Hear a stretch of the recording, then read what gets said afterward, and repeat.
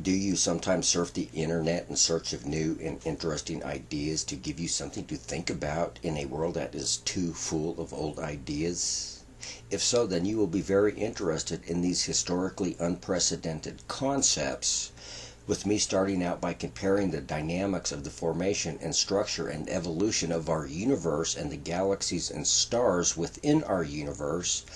with the dynamics and structure of human reproductive processes, as well as ancestral genetic lineage and evolutionary chart models of humans and organisms at large. With me assuming that you have some idea about what I am talking about, with you also ignoring the mistakes I have made in this video.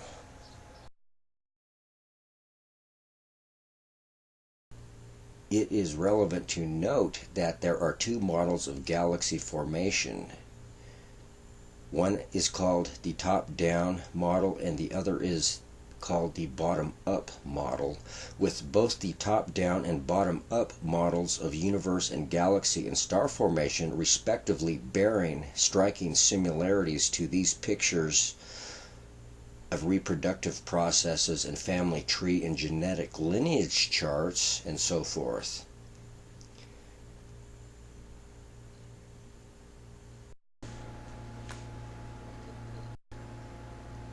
We can see with our own eyes the unmistakable similarities as we shift back and forth between the cellular level and the galactic level, the microscopic level and the macroscopic level.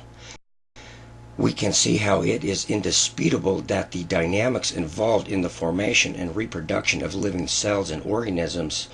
mirror the dynamics of the formation and reproduction of the galaxies throughout the universe, as well as the suns,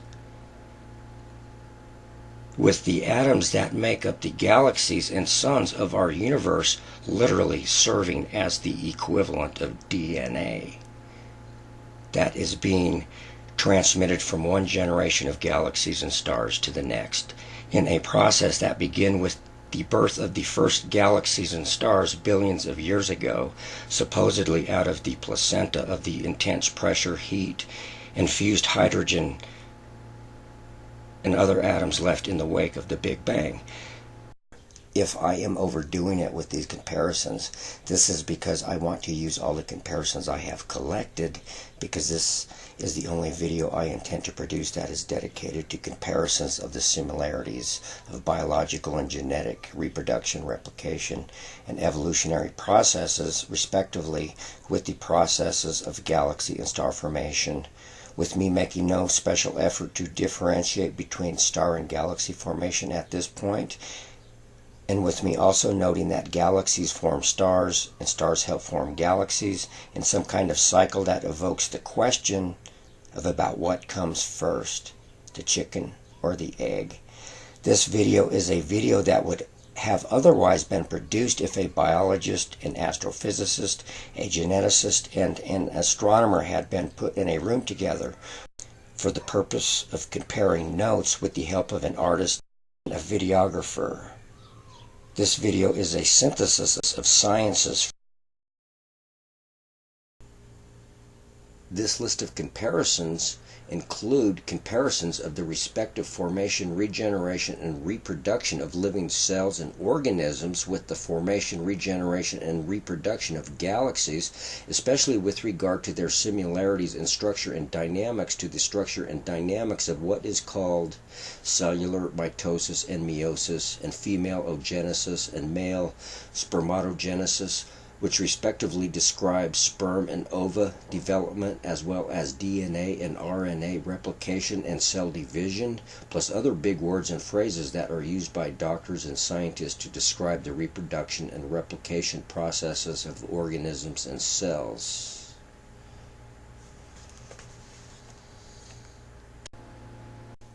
Galaxy and star formation and evolution occur in part when large clouds of hydrogen floating around in space eventually coalesce and collapse over billions of years into galaxies and stars that live, die, and sometimes collide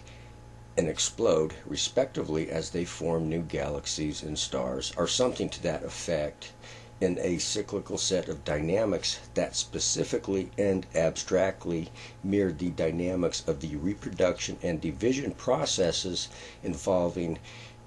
the male sperm's fertilization of the ova of human females and other organisms, which includes the formation of blastocysts. A blastocyst is a fertilized egg that will eventually develop into an embryo and eventually a full-blown organism. In a chain reactive reproductive dynamic that appears to abstractly mirror the chain reactive dynamic of galaxy and star formation, I believe.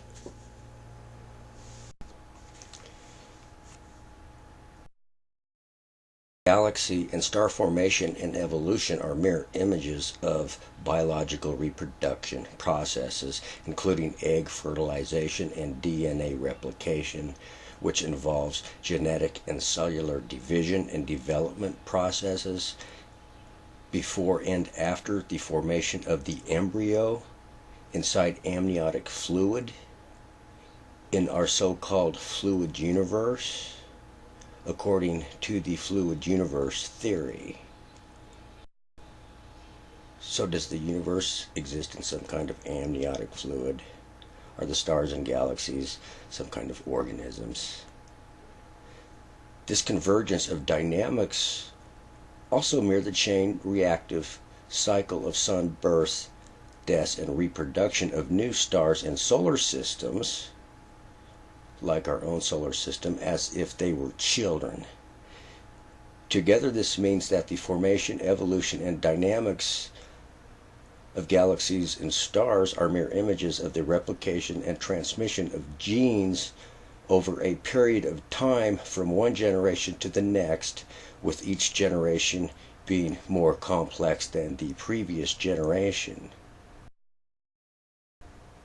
Just like the chemical elements in galaxies and suns are transmitted from one generation to the next, with each generation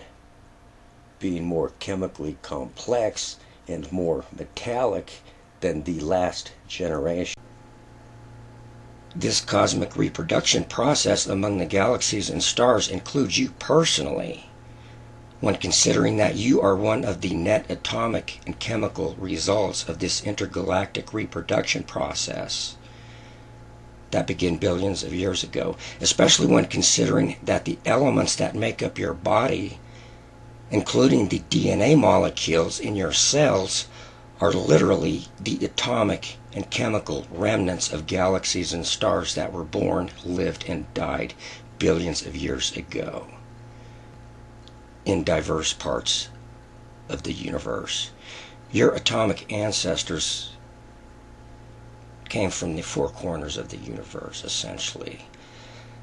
This means that the first galaxies and suns are literally your atomic and chemical ancestors, which most of you probably already know. It needs to be noted here that the structure and dynamics of both galaxy and star formation appear to be mere images of both asexual and sexual reproduction processes, with galaxy formation appearing to be a combination of a top-down and bottom-up process, I think.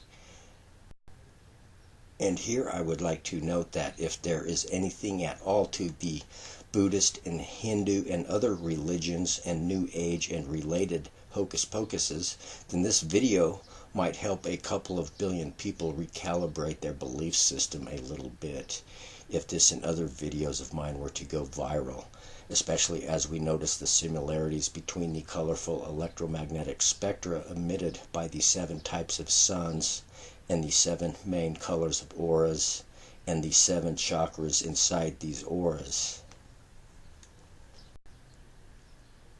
We can see how the colors of the human aura and their chakras compared to the suns are the same color, and it also seems that the colors of the 7 main chakras of humans correspond to the 7 spectral colors of the 7 types of stars in our universe. The colors of these stars is determined by their size and how hot they burn, I think, and probably by their chemical composition as well. If humans are avatars of these stars, are extensions of these stars in some kind of metaphysical way, in a cosmic cycle of rebirth and death that a lot of spiritual type people have been babbling about for millennia, then this cycle involves a time frame of billions of years, and many of us might actually be a lot older than we think.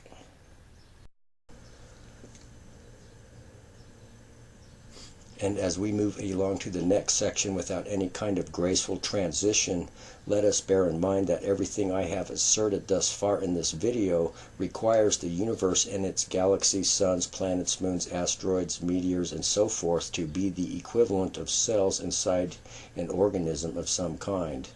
with the cores of the galaxies and suns and the rest of the stars appearing to be the nuclei of cosmic cells we call the galaxies, suns, planets, etc. The cores of these gigantic entities would harbor the equivalent of DNA molecules, as we can see, just like the DNA molecules are located inside the nuclei of animal cells.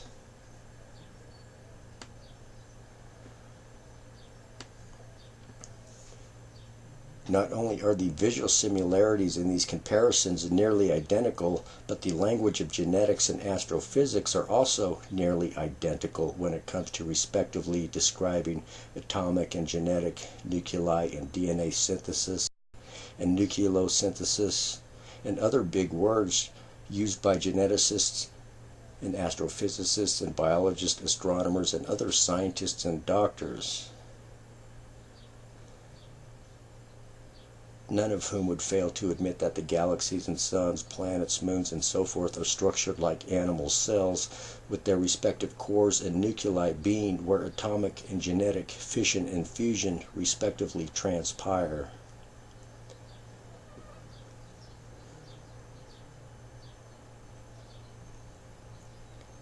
And let us say that the galaxies and suns, planets and moons and asteroids and so forth appear to be playing simultaneous roles of gametes or ova of some kind, depending on certain conditions, as they frequently collide with each other and sometimes merge and form new galaxies and stars and moons and so forth, always carrying the equivalent of cosmic DNA at and near their cores, which would include what are called pre-organic and prebiotic molecules from distant and long-dead galaxies, stars, planets, and moons and so forth, which are our distant ancestors way, way back on our evolutionary and genealogical charts.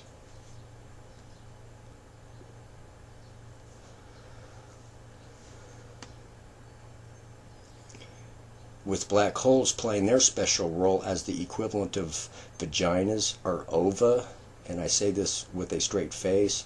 with the black hole at the center of our Milky Way being the only example I will use, with these comparisons of the similarities between ova fertilization by male sperm and the influx of matter into black holes, including entire suns and planets and moons and all other surrounding matter that gets caught in the black hole's gravitational pull,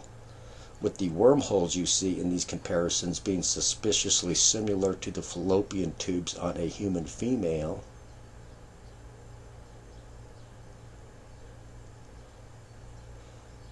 The same could be said about the locations of the stars in the rings of spiral galaxies where star formation takes place relative to the location of the central black hole, relative to the location of a female vagina.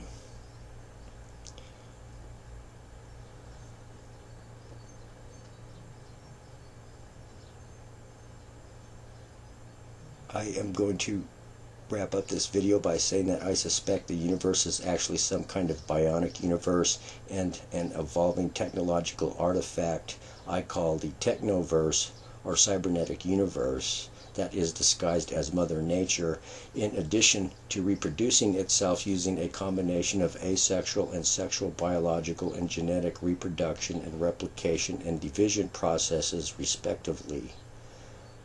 What is doubly significant here, however, is that the universe appears to be a mirror image of a scientific process called cell cytometry, which is a scientific method used for genetic identification and disease diagnosis, plus other medical and scientific applications. The universe is some kind of laboratory, I think, as well as some kind of cosmic recirculation system, plus other roles that you will encounter if you watch my video playlist.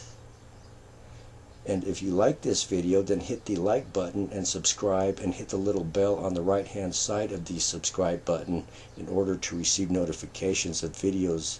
I upload. And feel free to give me constructive feedback, and I included a link to my playlist of videos that just might make you reevaluate everything you think you know about our universe and about reality.